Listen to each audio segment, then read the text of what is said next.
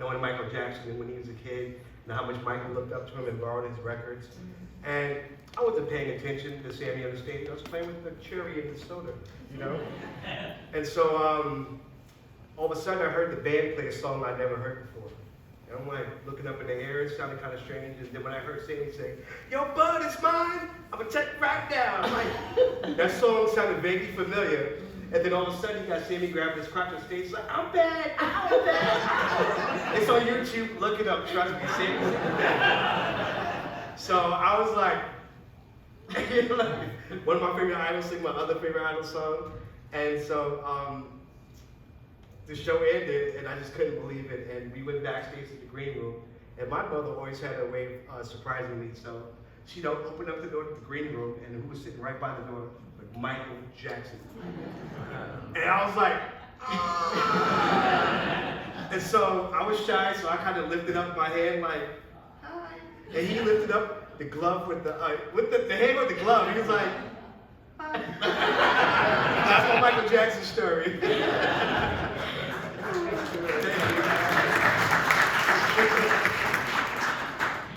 So the Moulin Rouge, it opened in the midst of a civil rights battle in Las Vegas. Now, at the time, Black residents of the city, they were pushing for a civil rights ordinance that would grant them the right to dine, gamble, and stay at the Strip hotels. Miss Bailey, why was Las Vegas at the time referred to as the Mississippi of the West?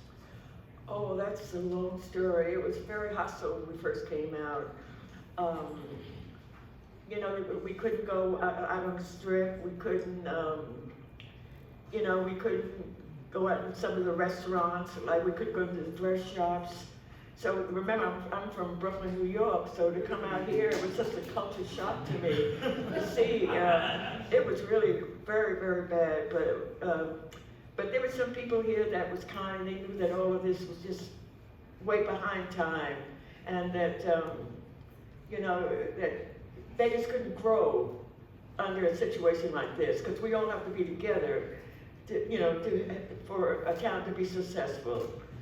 And so, because sometimes we would go out to see the other showgirls on the Strip, and they would come over to see us, and then we would get letters and phone calls that we just can't have that here.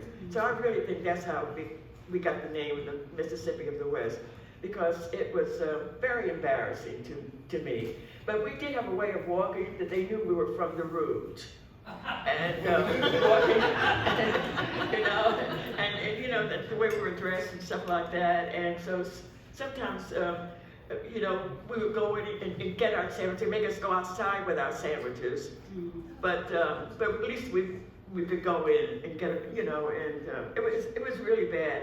But there were some people that just insist on, like Hank Greenspun from the newspaper, from the Sun newspaper, and there were some people here said they would just write about how bad things were here, and I think that's how things slowly turned and got a little bit better. Right.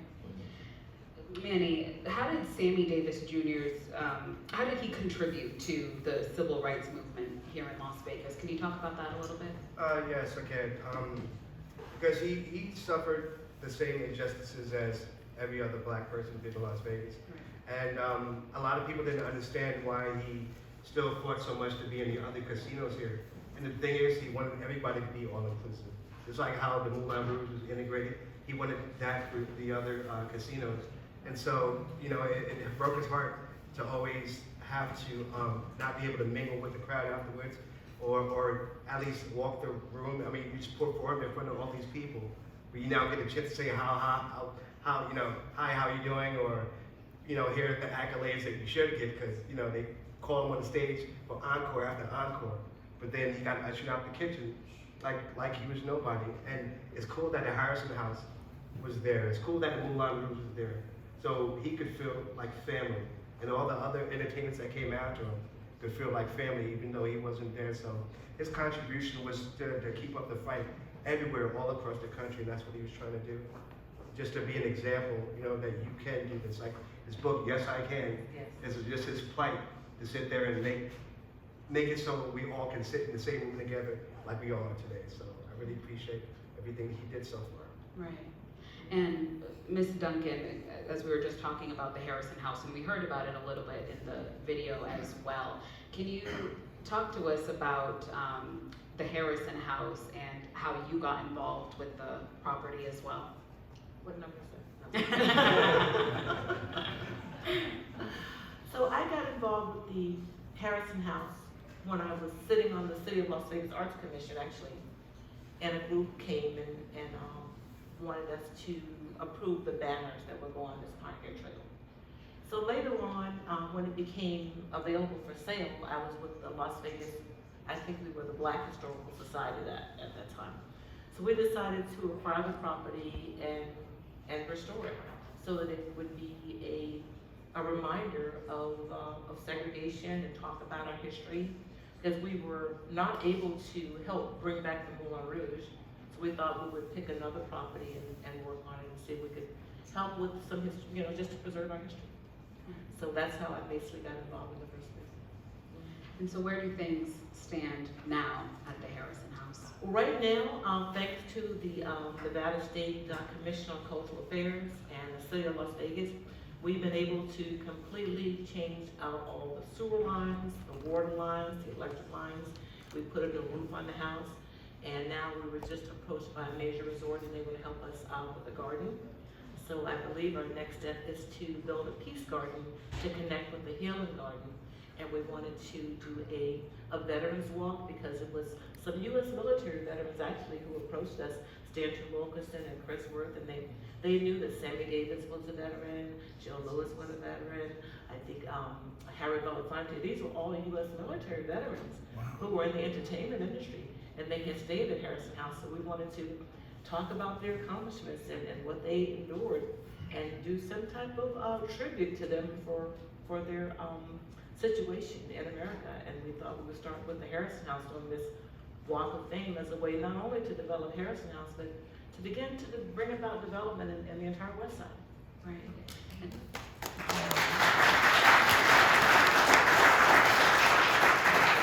And I want to talk about the West Side as well, because I feel like there's just a lot of hurt there, but a lot of good and a lot of great things to celebrate too. But there is clearly a need to revitalize and to continue to revitalize the West Side community. And I know that a few people on our panel have worked for years to do that. So what kind of steps do you think should be taken to revitalize the West Side community? This is something we've talked about for a while. Absolutely, and I believe the first step is having a shared vision. There are some people who believe that progress means just wiping out all of those raggedy old buildings. Why do you want to keep all this stuff? Let's just tear it down and build new. And then there's some people who want to save every little rock. So we have to find a happy medium. So we're learning about ABCD, asset-based community development. So this is where we would actually use the young people who's the future we're actually building for, and let them digitize the West Side using all this new techie technology that they have. So we have this 100 plan that the City of Las Vegas helped the community to develop. So we believe the next step is to engage these young people in our Earn to Learn program, where they would actually put the whole West Side, the infrastructure, the sewer, the water, the waste, the broadband, all of the infrastructure in one digital platform, see what we have there now, and then see what's missing and begin to plan for it.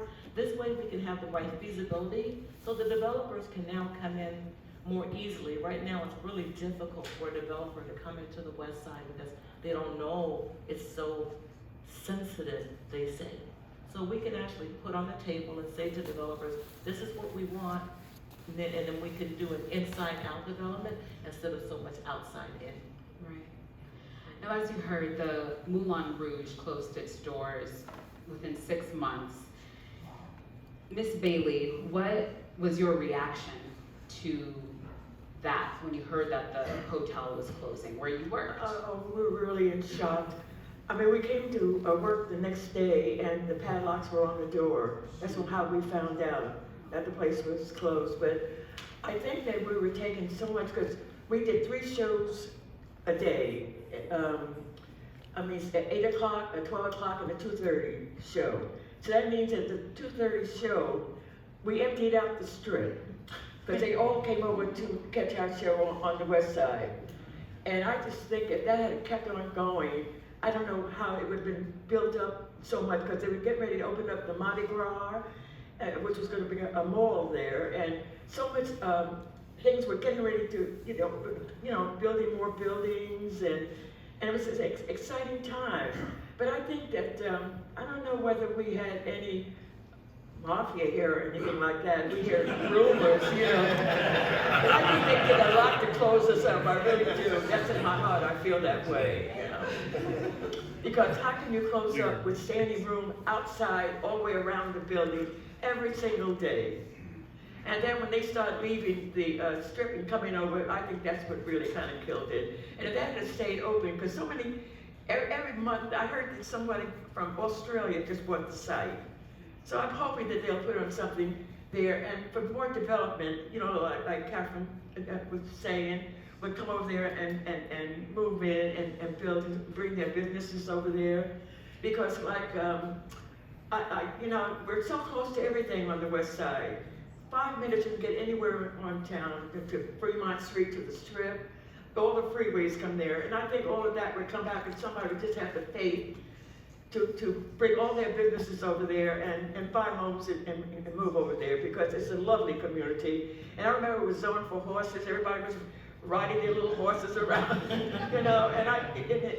my daughter grew up there, and she said she had a wonderful childhood, So there's a lot of possibilities that people will just come back, but I see where Councilman said the prayer. I saw in the news today that a lot of development is going into the west side now. So we'll see a big difference in the next 2 or 3 years, I believe. Right. And now after it closed, you and your husband, Yes. the late Bob Bailey, you and him still spent a lot of time on the west side, and you really worked hard to revitalize that area. Can you talk a little bit more about that? And Yes, because Bob was the MC and the production singer in the show. And when the show closed, everybody left town, but we're the only ones that stayed, because he saw a potential in Las Vegas. And then he loved Las Vegas. He loves the 24 hours where you go out to White Cross drugstore, 12 o'clock at night, and he just loved it, he did, and then Governor Sawyer made him the chairman of the Equal Rights Committee, so he used to park his trailer right in front of the hotels, and it took a lot of nerve-wracking to do that, and subpoenaed some of the owners there to, give some word, not just in the restrooms or something like that, but as cocktail waitresses so he did a good job at really trying to revitalize the town at that time. Right. Manny, why do you think your father was so adored in this community in Las Vegas? Well, he was short and cute. I'm gonna admit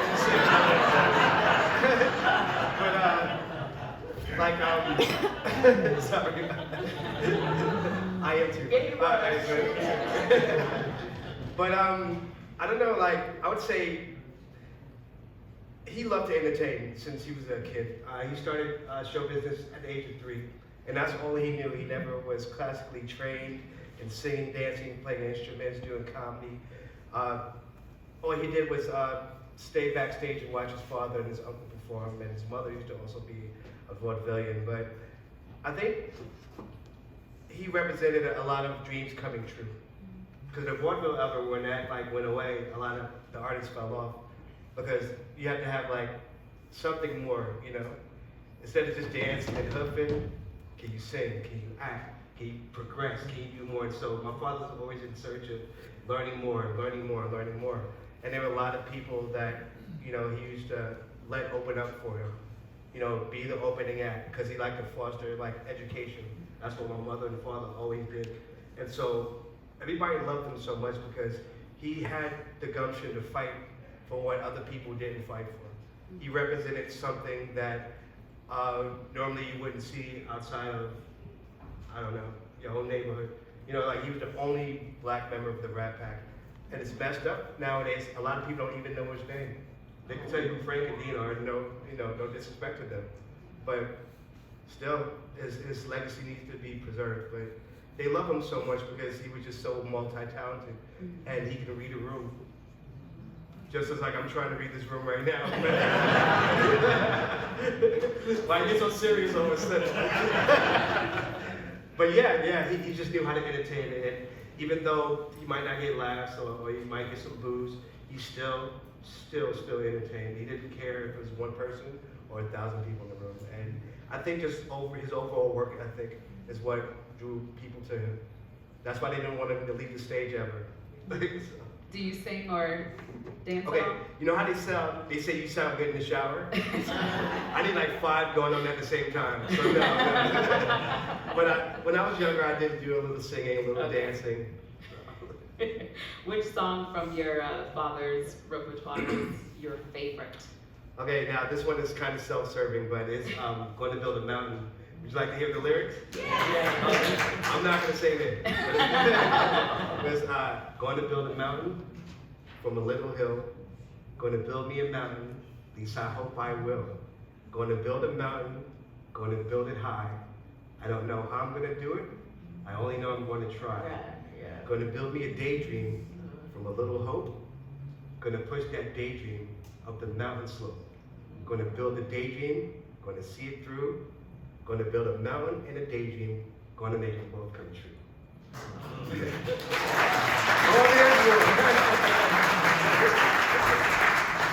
Going to build a heaven from a little hell. Going to build that heaven, and I know darn well, if I build my mountain with a lot of care, I'll take my daydreams up the mountain, and the heaven will be waiting there. Wow. Now, when I build that heaven, as I will someday, and the Lord sends Gabriel to take me away, I want to find young son to take my place. I'll leave my son on the heaven on earth with the good Lord's grace. Beautiful. So yeah, it's kind of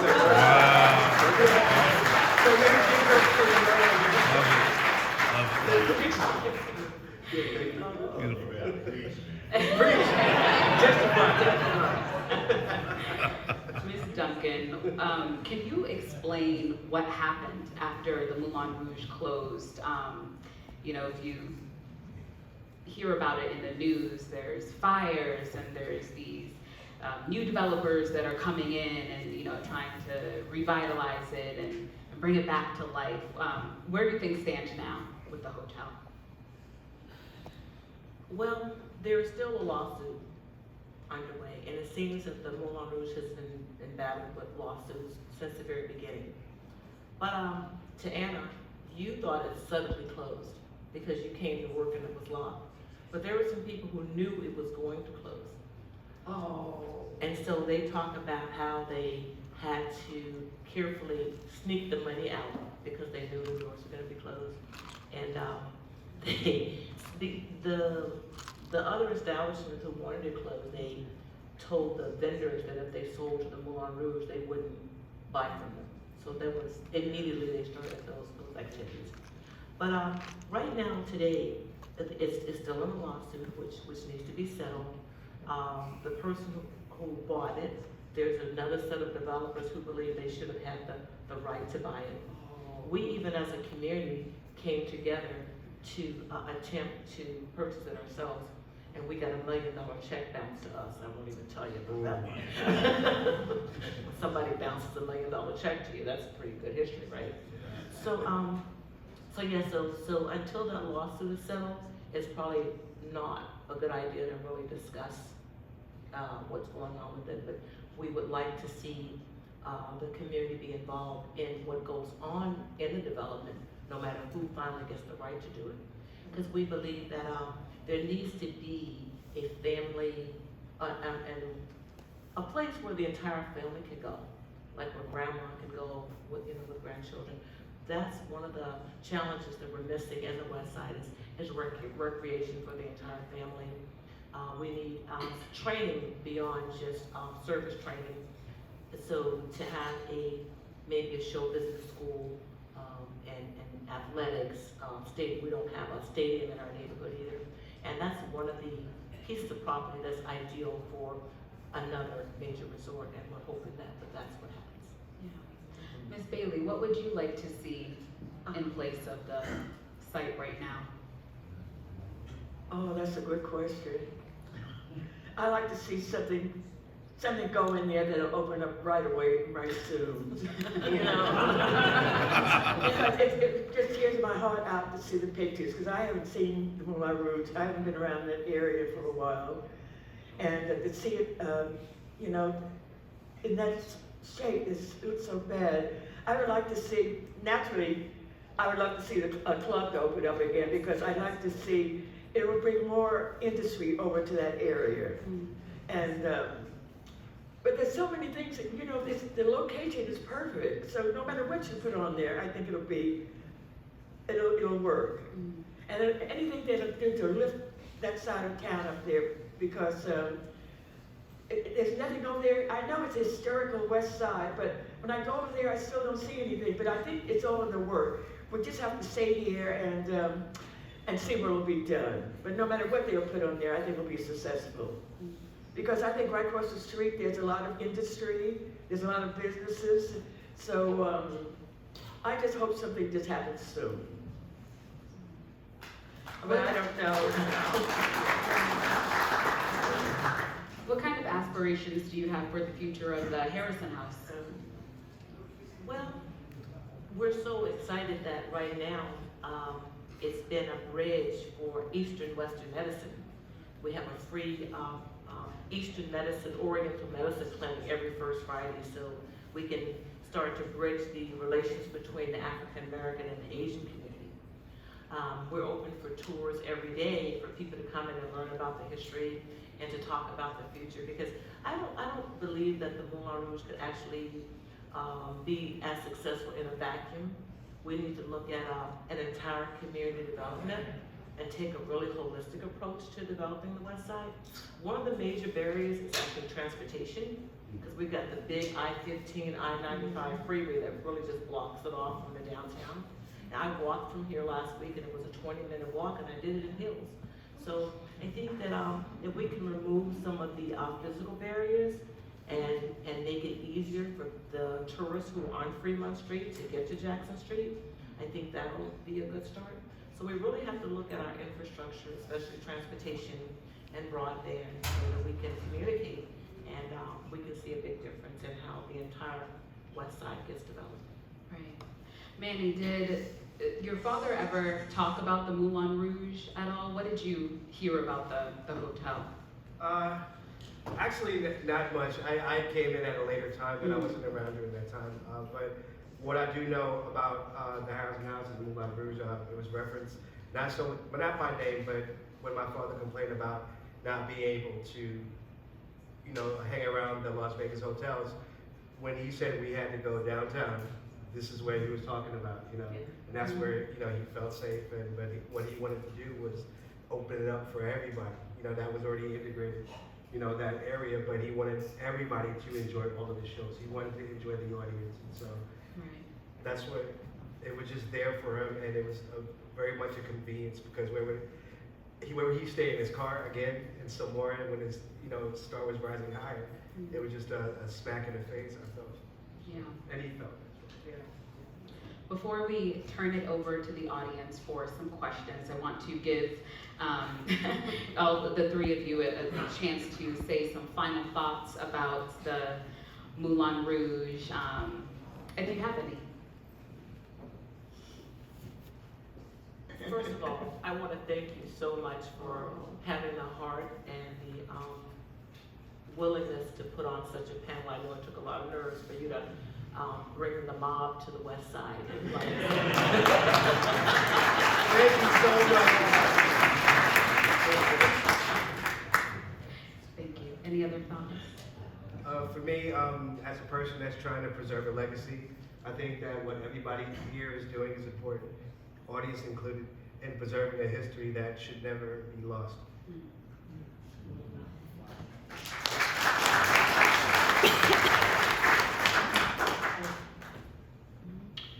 Well, I love Las Vegas also.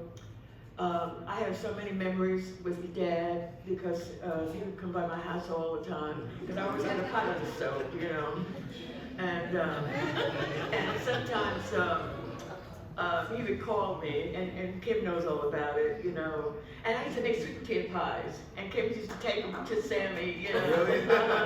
and to Bill Cosby also. Oh. So I have a lot of memories like that, and I like to see those days come back because I love entertainers, and I love to entertain, and I like to see all of that to come back how Vegas used to be.